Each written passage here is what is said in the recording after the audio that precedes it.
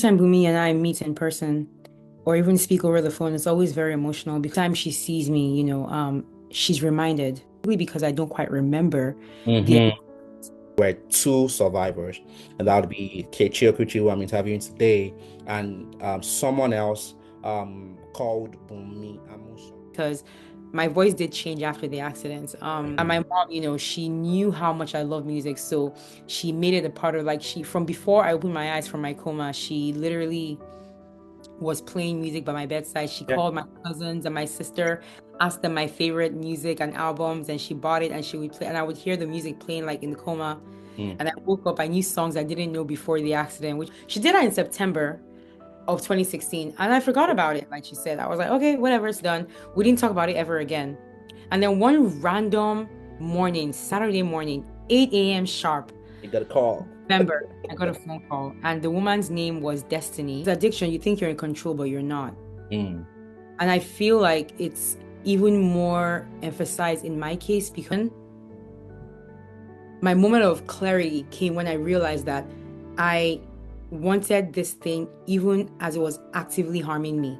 I You chose. wouldn't, you wouldn't I bulge. would never have done it. I was just not gonna do it. She sent me the emails over, like she would send it to me every season, and all of them too, not just America's Got Talent, every single one of them. Simon Cowell was a prominent figure during your journey on American Got Talent, AGT. Mhm. Describe your relationship with him.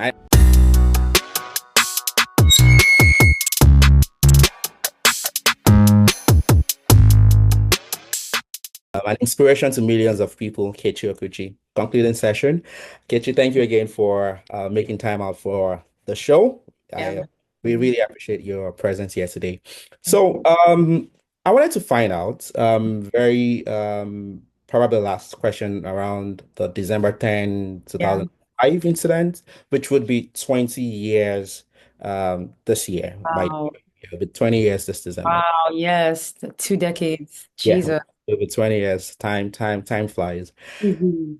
Yeah, you talked about obviously, I mean, for most of us who were in Nigeria at the time, we knew that the very sad incident, we were two survivors, and that would be Kechi Okwuchi, who I'm interviewing today, and someone else called Bunmi Amusan.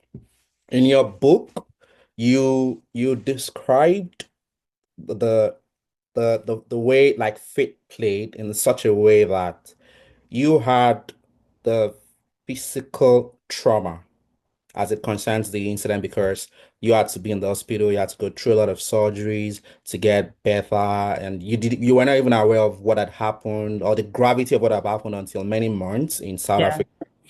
However, you described the relationship or the situation rather with Bunmi Amusan as more of psychological Yeah. in the sense that she probably did not sustain so many injuries, but Mhm. she could relieve the moment Oh, of what happened. But again, the question would be, what's the relationship been like after the incident, after that incident? every time Bumi and I meet in person or even speak over the phone, it's always very emotional because of this very unique situation that we share. You Mm, know, it's just something about there's something different. There's just something about that connection. It's just indescribable. Just being the two people that survived such a thing. Something there was always going to be a relationship between the two of us at some point. mm, Um, and it's always so emotional because every time she sees me, she's reminded of that day, and I say it that way because when I see her, I'm it's more of a I'm relieved because I can see that she's okay and I'm happy to meet up with her every time I meet her, you know, but I don't necessarily have my mind being pulled back to the events of that day, specifically because I don't quite remember the hmm details about that day. And that's obviously played a big role in how I've been able to heal mm, from that day. So, not remembering those key moments has helped me not just in how I'm able to process my situation, it helped me really focus on my healing and not mm, have to worry about having nightmares about, I mean, I did have recurring nightmares, but they were never about like the impact. I think that would have made things much worse. Um, mm, but so not only mentally, but also in just my living my life without restrictions, being able to still fly despite having been on a plane that crashed. I owe all that to the fact that I don't remember the most horrible part of that accident, which would have been the impact. mm, But Bumi remembers everything. So when she sees me, she's transported back to that day mm, because in her mind, it's still very fresh. And mm. every time I see her, the last time I saw her in person was in 2019. Last time I talked to her was sometime end of last year. Okay. But whenever we talk, it's always, very sweet, very loving, very, we pray, and I'm just happy to hear her voice because I'm happy to hear that she's doing well. But I also know that like, Bumi has lived a very restricted and very reserved life since the accident Mm, because she didn't want anything to do with anything that had happened. She wanted to just be left alone to go back to her quiet life mm. and not deal with press, not have to deal with anything that would remind her of That that day. will leave. That's all she's wanted. And she's never done any interviews or you wouldn't find anything like that because she Mm, she doesn't want anything to do with it. But mm, when I came to Nigeria in 2019, I had a chance to meet her, and I wanted her to come, but of course, I'll extend my invitation, but I would never expect her to come because I know she doesn't like to really leave her house or leave her area. But she came to an event that I was singing at in Nigeria when mm, I went home, and she came on stage with me, and for the first time, she told me that was the first time that she was talking about anything to do with that day with mm. any outside of Outside me that family. Oh my God. family. Outside her family, yes, you're right. Outside her family as well. Mm, That was the first time. And mm, she was only doing it because I had come and I had asked her to come. mm, And it's not something that she's happy to relive mm, ever. mm, So mm, it's definitely very obvious that there's very long lasting psychological I guess, turmoil from that day mm, that has remained with her up until at the very least 2019. And of course, every day I pray that she's better, but I know that she's never flown since then. mm, She's never gotten on a plane since then, and I don't know that she ever will. mm. So, it's a shame. But at the same time, whatever she feels comfortable with, I mean, of all people, she should be allowed to make whatever choice she wants to make, right? Fine, eh? So, yeah, so that's why I said it in that way in the book because it was very clear that she had not retained any burns, but had retained a lot of um the memories, Psychological yeah, the trauma. memories have Mm, not left her, and mm, they've like kept her a little bit in the past, and it mm, makes me very sad. It makes me sad. But at the same time, I'm also happy because she's alive and she's here, and there's somebody I can say that has this shared experience with mm, me. mm, But at the same time, I also know that like given the choice, I mean it's rock and I mean neither choice is good, but I don't know that I would ever trade um the I guess the fallout of the accident mm, that we both got mm, because yes, not getting burned is great, but at the cost of a lot, in my opinion, you mm, know? mm, So if having these scars and these burns and these injuries is my lifelong sacrifice, I guess, to make sure that I can still have a life that is not restricted, mm, like, one place and, I'm able to do the things I want to do despite having, never looking like normal, quote unquote, again, then, so be it. Because, I wouldn't trade the things that have happened since the accident for anything. I've had a lot of amazing, amazing experiences. I met a lot of amazing people, and that would never have happened if I had never wanted to get on a plane again, you know? mm. So yeah, it's a lot of like it's a lot of conflicting emotions really when it comes to me. But one thing for sure is the love and support. It's always been there constant since the first time I came back to Nigeria after the accident, which was about 7 months after Mm. from South Africa. When I came in, she came immediately to see me and my family and so she's a friend of the family, obviously. And yeah. That's interesting. I mean, like to be honest, it's definitely a very tricky one.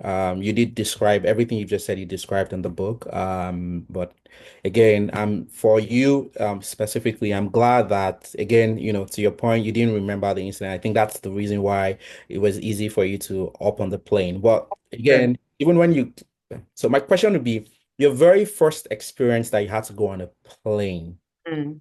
that you were not, like you were not in an air ambulance or anything. Yeah, yeah. That you had to go, that you were, Aware. you were you scared in any way? Or were you jittery? I know you did mention about a plane incident from I can't remember what state in the It was US. in 2019, yes. Exactly. I know you experienced that in detail, but that's not what I'm asking. I'm just That's asking about the the very first. first time you got on the plane again that you were aware of. Did you feel any atom of scare, fear? No. Honestly, no, because the worst had already the worst thing had already happened. The thing that everyone fears the most when getting on the plane had happened. Like Mm, what else? Like really what else? And mm, and honestly, like aside from that, it was the fact that I was kind of resigned to the fact that like it seems this is unavoidable. mm, Get on the plane doesn't seem look, despite the fact that I got on this thing and it crashed, somehow it still seems to be an unavoidable part of living life. mm. The day after the accident happened, I had to be flown on a plane to South Africa. Interesting. Yeah. Sure. 7 months after it happened, I had to Come fly back. home from South Here. Africa to Nigeria. I Mm, came to Lagos first, and then the day after I got to Lagos, I had to fly on a plane from Lagos to Port Harcourt. or- And I had to fly from Port Harcourt to Abuja mm, on like in February 2006 mhm, to board a plane from Abuja to America for which is where I've lived mm, since 2006. So mm, like I feel like I'm sorry, 2007. So I feel like really like when you think about it, by the time I got on the plane that was taking me from Abuja to America, I had already been conscious on flights at least 4 times. So it was just like apparently we can't do anything about it. I'm just gonna keep getting put on planes. So at this point, like, and it's for my own good. They're all trying to get me to destinations where people will help me. So mhm, it's just like for fun and games, like so it just seems like very counterproductive to be afraid of this thing that like seems to be a necessity for mm, me to get better, which is ironic because it's the very thing that caused my situation in the first place.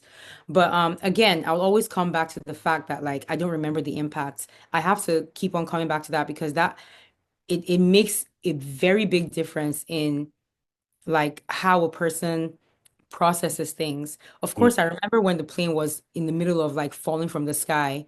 But mm, again, what I remember from that is mainly screaming and like everybody screaming, but we weren't mm, like rolling around in the plane when mm, it was we're still like all strapped into our seats, you know? mm, So it was just like that feeling of like, that weird feeling of like floating, like almost like a roller coaster when it was like falling to the ground. But not remembering the impact, I think is the main reason why I can still live my life this way. I cannot imagine remember just even thinking about it is like a scary thing to think about, much less experience. So mm, I don't fault Bumi for feeling the way she does about it. mhm, And especially considering what happened in 2019 that tried to take that away, like this, like the fact that I could fly away mm, from, you realize that like fears can be developed at any time. mm, So after having being on it, I mean, the irony is not lost on me that a plane crash was not what made me afraid, but a plane being shaken in the air is what mm, made me afraid. But at the end of the day, like that's how the mind is. And who knows? I do feel like, the thing in 2019 shook up some things also from the past that I never had like, happened before. Like, no one had ever, nothing had ever happened that had like kind of challenged that experience before head on. mhm, So, I had a lot of things I had to deal with that. mm. Luckily, I would say as of now, I'm still better. I'm still a little like fidgety when like, the plane is like When shaking they're, because yeah, that, the kind of thing. when Yeah. they're gallop, yeah. Yeah. Mhm, But I just feel like it's really at this point now if you take away the plane crash, what I'm dealing with now is what I think most other people deal with when flying. And if you've had one bad flight experience, mm, just mhm, kind of like you get on and just like hoping, I hope everything's okay. Like, like I think like everyone that's had like at least one bad flight experience feels a little bit of like of weight. course. Hmm. Yeah. So I Hmm. don't have anything beyond that, which is like the Yeah. normal amount. And I'm Which grateful. is, Thank yeah, God. Because that's how could I absolutely. do anything? Like I won't go anywhere now. So Interesting, really interesting stuff, KJ. sure. Again, thank you for sharing all of this with me. So I would switch it up 100%, promise, after this one. You now you obviously have a great platform. I don't know if you have a podcast of your own. I definitely encourage you to have one if you don't yet. But I'm gonna I ask you have this told them. question. Sorry? I have been told that several You times. thought that, yeah, you should, because you definitely have a platform. You have a platform and you've experienced, I mean, what not a lot of people have experienced. I feel a lot of people would feel very safe to share some of their darkest moments with you. But the question I have is around your addiction. No, it Mm, wasn't addiction, but a little bit of addiction that you mm, had to Domicom and morphine okay. at the time. So, so my question would be around the fact that how can you use your, how would you be able to use your platform to be able to influence people to dissuade from addictive stuff like drugs and all of that stuff? I think I would use my experience to dissuade them in the fact that, like, with addiction, you think you're in control, but you're not. Mm, And I feel like it's even more emphasized in my case because I didn't even have access to my medication without doctor approval. I mm, was administering my medication to me. It was a routine thing that the hospital I was in was controlling. I didn't have the ability to just do it whenever I wanted. And even then, even when it was being given to me routine, like as a routine, even when it was something that I needed because of my pain and my all the different things I had going on with my accident, mm, like even in that controlled environment, addiction still happened.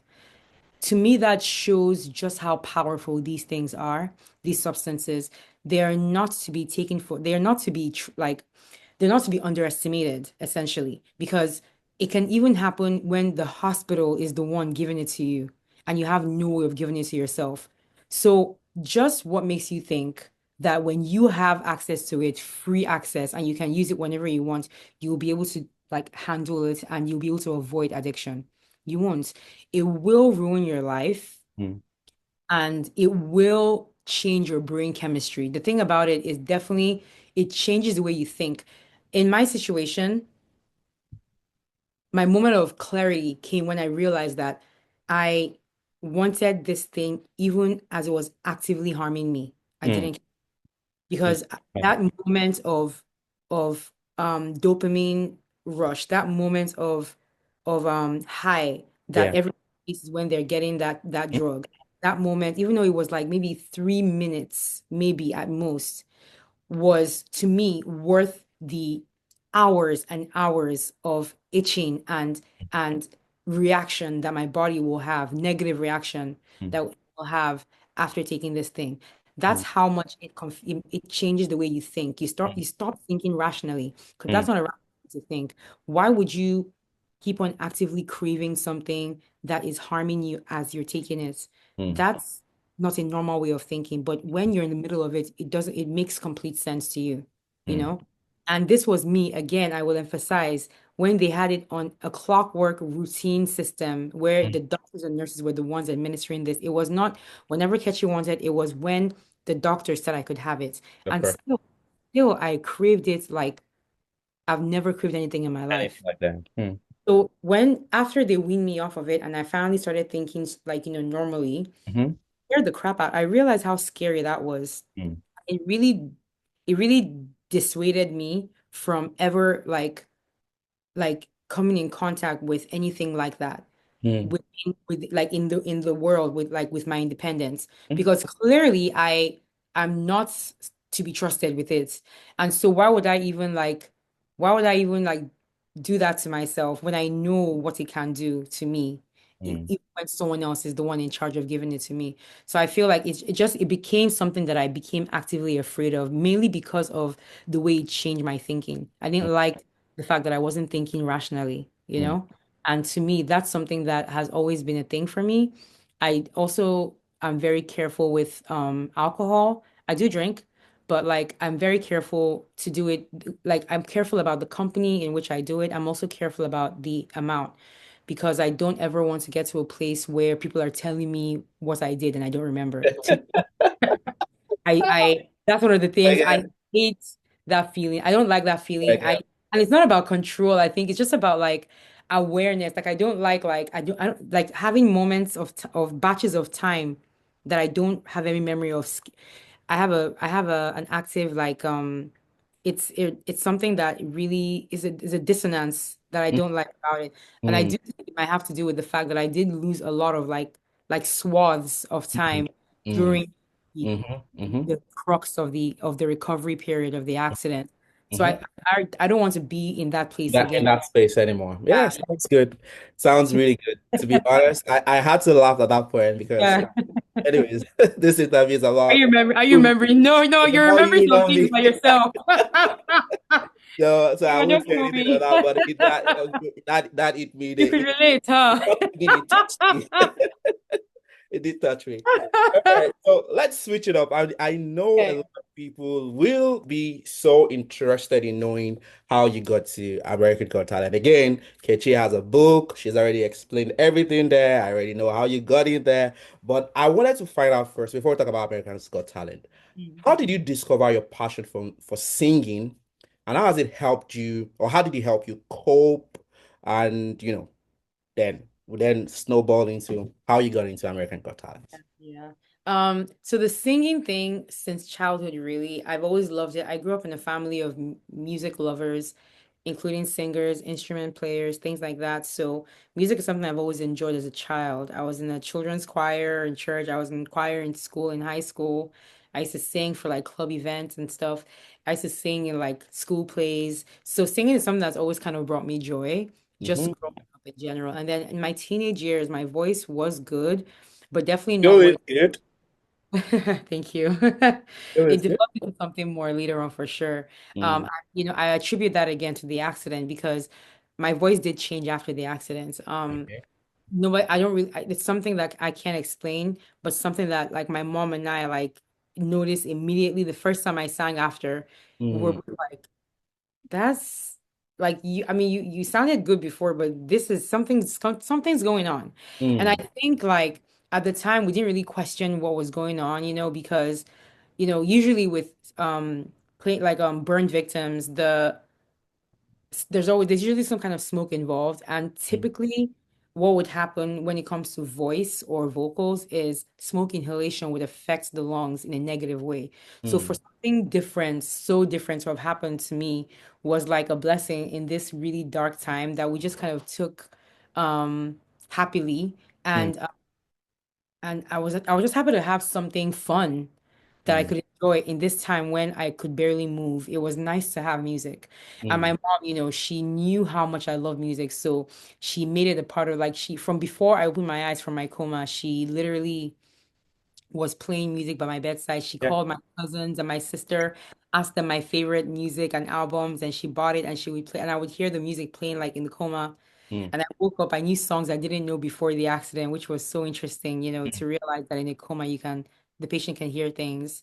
But then, yeah, with the voice change and all that, I sang, obviously music became like a part of my joy and my escape. It mm, became a thing that I could enjoy and that could heal parts of me that like no surgery could really heal or mm, reach. mm, And it was very cathartic too. It was a release. It was fun. And mm, then when I got to America, Shriners made it part of my therapy. So I had music therapy as well. mm. And I think I had my first concert in Shriners Yeah. concert, but it Yeah. was like, for the little kids there. And I just kind of got a little taste of what it felt like to like, be on the stage. And it was nice, it was fun. And eventually, it took me a while, but eventually I joined my church choir like as an adult. Okay. And I'm still in it, and I love it so much because it fills me and allows me to enjoy something that, God gave me and I can, give it back to him, and Mm. that's In that um sense. so, so just to like, it's just like music was just this thing that brought me joy and was this wonderful thing I could share with people and with my loved ones. I would never have considered sharing it on a stage like AGT, Hmm. but God had other plans, obviously. And I'm very grateful for how things have gone so far with that experience, So yeah, music was a big thing for me growing up, and I think when you think about it, like it was only kind of natural that it would end up in this kind of situation, where I'm using it for this. Hmm. So 100%. So again, you narrated specifically how you got on American Got Talent, but I yeah. want people to hear from you. How did you get on American's Got Talent? What inspired you to go on, on an audition, and then you were on American's Got Talent, and then you actually even stayed true to the very end of American Got Talent? What inspired you to do that?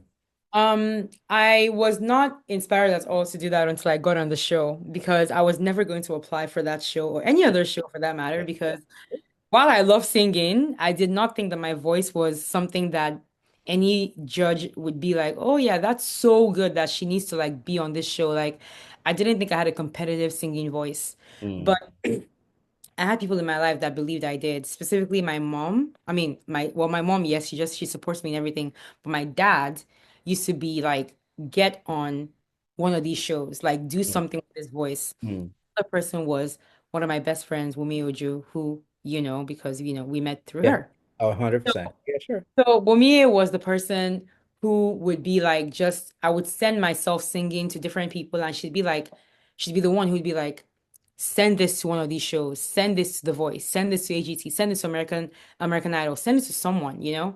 And I'll just be like, "Ugh, I'm not gonna. So it was during my MBA program that Wumi decided to sign me up for AGT without telling me. Using our own email address, right? Went Or yeah, online, pulled up the online application, filled out everything, actually did everything on your attached behalf. a Oh, song like oh, oh. file of Now me you are sent to her previously. everything, everything. She literally, like the last video I had sent her of me singing, she just attached it to this online application. She even wrote out the part where like they say, about me. And she was Mhm. like, hi, my name is Kechi Okwuchi. I'm Like 27 she years old. I love practically did singing." everything for She you. did. I literally have like the screenshot of what she put in there to describe before she pressed submit. And I was like, so when she told me she had already done it. And it was like midnight and she called and she was like, yeah, no, no, she told me she woke up at like randomly in the middle of the night and just did it and then went back to bed because she was like, she's just tired of me sending these things to her. So she told me the next day that she had done this thing and she said, if they reject you, Kechi, you wouldn't even know. Like it would literally just come to me because I put my And email. because she put her email, yes, I read it on the book and I'm like, oh I my God. literally, she was like, don't even worry about it. So she did that in September of 2016. And I forgot about it, like she said. I was like, okay, whatever, it's done. We didn't talk about it ever again. And then one random morning, Saturday morning, 8 a.m. sharp, You got a call. November, I got a phone call. And the woman's name was Destiny. And Hmm. she was like, hi, I'm a scout for America's Got Talent. Saw your audition. And we're calling to like, see if you'd be interested in being considered for, being like, a participant in. And I remember just thinking, because I was sleepy. So I was just like, oh wow, thank you so much. Okay, bye. Thank you. We'll talk later. And I went back to bed. And then like a couple hours later, my alarm went off for when I was meant to wake up. And I woke up and I remember just sitting in bed like, did someone Did just I? call me? Someone just called What me, just right? happened?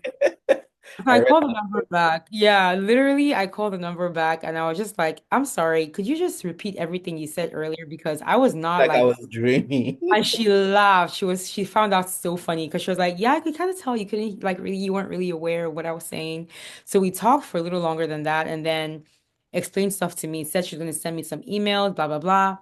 And then while I was in the middle of telling my mom, my sister, my dad, like, look what just happened, Wumi called me and he's like, I just got an email from American Got Talent and I don't understand. I was like, oh my God. Well, like they just called me. So she was like, oh my God. So that's pretty much how that journey started. And Hmm. while I was on the show, throughout my time on that show, Wumi got all my emails from America's Got Talent Interested, because interested. like they had my email, they had Yeah. her email They had an email as on you, right? file as End of me. story. So Yeah. whenever she didn't, if she had to send me everything because a lot Like, of time when I finally got on the show, they would have like call times for practice things like that, and like if she didn't send it to me, I wouldn't know, like I would miss it. So, you would like miss it, yeah, because so I she had to emailed like she had myself. to send everything to me real. So yeah, it was really funny, but that was like an interesting way to like kind of have her, the person who made this happen, like along for the ride essentially from the Mm. beginning to the end. From the beginning to the end. How would you describe in having a friend like Wumi or Joe in in your corner, not just for you, but for everybody? Like someone who sees beyond what you see, or who even sees that, hey, you can do this even beyond your own confidence level at that time. Because you at that time you were like I was like, maybe there's no way. yeah, but Never. she and your dad. How do how would you say having someone like Wumi in your corner might go all the way to make people better off? I mean, I think everyone needs at least one person in their life like that that Mm. believes in you, even when you don't believe in yourself, and that sees something in you that they struggle to see in themselves. Because, that's something that, even till today, I'm very critical, and I think that's normal for people to be the most self-critical, when it comes to different types of creative Mhm. talents. I feel like I'm my worst critic. Mm, And I because of that kind of thinking, I never would have put myself out there in that place. mm. But she didn't even bother trying to. She'd already tried to, go through me to explain to me why I You shouldn't. wouldn't I bulge. would never have done it. I was just not gonna do it. She sent me Mm. the emails over, like she would send it to me every season, and all of them too, not just America's Got Talent, every single one of them, just for me to reply, and I would just ignore the emails. So she took matters into her own hands because that's how much confidence she had that there was something That here. that's huge. And I think that having someone like that in your life, and the thing about Wumi specifically is that she's very much that way for a lot of people, not just me. A hundred I mean, I'm grateful that she's like, my friend and everything, but she's the kind of person that like sees like is able to kind of connect what people are good at to like the people that can help them develop or nurture that. It's just that's one of her like things that is special to her, I think, because she does this for different people. And even if she hasn't known you for as long as she's known me, she can make those connections really quick. And that's a really cool thing to me about her. So Mm. I like to think that the people that are in her life or that they have her in their lives have seen that treat and appreciate 100%. 100%. yeah. But 100%. personally, having her as like a friend is something that I cherish because she has proven time and time again that she sees beyond, what I like the limitations I put on my own capabilities. Mm. And Mm. I think that I would love to be able to reciprocate that for her, in some way, but Right it's there. hard because when you're that person that does that, it's really hard to I receive know it's a bit it. that part, but it's awesome stuff. Like again, even when me facilitated me meeting you, That like is true. without my like I had no idea like you guys were friends. I had no Yeah. idea. So she just called me out of the blues and she said, "Hey, I'm with someone wants to meet you or someone would like to meet you." I'm like, Yeah. and all of that stuff. So, And but all that. eventually we Yeah. met, but I just think she that's does. just Yeah. that's just to buttress Exactly. Like, having that kind of person in your corner. She's just sweet like that. So on a final note, or rather, yeah, on a final note, because we actually have a couple of minutes just left. Simon Cowell was a prominent figure during your journey on American Got Talent, AGT. hmm Describe your relationship with him. I know the relationship probably even blows on past Americans Got Talent because he also wrote a foreword for this book, More He Than My did. Scars. So I would like you to describe your relationship with him, and do you think his mentorship influenced your musical growth in any way? Very much so, because having the approval of from someone like Simon who doesn't know me from anywhere, has Mm, no reason to make me feel good about myself, has no reason to pat me on my back and mm, like, gas me up. Like he has no reason to boost me further than what is real or what he mm. perceives as real. That's it as well. And so and he's a very strong and big personality in music and has been recognized Mm, worldwide as someone who has an eye and an ear for talent when it comes to mm, vocals. mm, So having someone like that like in your corner is extremely validating. There's just no denying it because it's especially because he has no reason to make me feel good about myself that his words have a lot of weight, you mm, know? Because I do friends and family, of course, I love them and I trust them. And I believe that when they tell me something is good, they think it really is. But mm. it's hard sometimes because there's always gonna be The some kind of corner, bias. 100%, of Oh, course. there will always be some bias and that's fine too, but once in a while you want like an objective opinion from someone unrelated. And I Mm, feel like I got that from him. It's because of him that I was able to start actually believing that I had a voice that was like, better than average. And it mm, was it was his reaction to my second audition that made mm, me feel that way. mm, Because prior to that, I had been feeling very much like I didn't belong there. I'd been feeling very much like I was there mainly because of my story, because let's be mm, real, you mm, know, stories have a lot of impact on that show. mm, And I didn't want to be in a place that I did not belong simply because I have an incredible story that, God is using every day. So mm, I really didn't want there to be any kind of issue with like me being in a space that belonged to someone else. Just mm. story. I wanted my talents to speak Oh, as loudly as my mm, story was, mm, So when I only shared these views and these concerns with my mom and my sister and my dad. They're the only ones that knew that I felt this way. I didn't go online to say anything about it or whatever. Mhm. But somehow he just had that he must have perceived that that was the right thing to say to me in that moment because when I finished singing that second audition song, his statement was that he believed that I had proven that I belonged on this stage, not just because of my story, but because of my Mm. talent.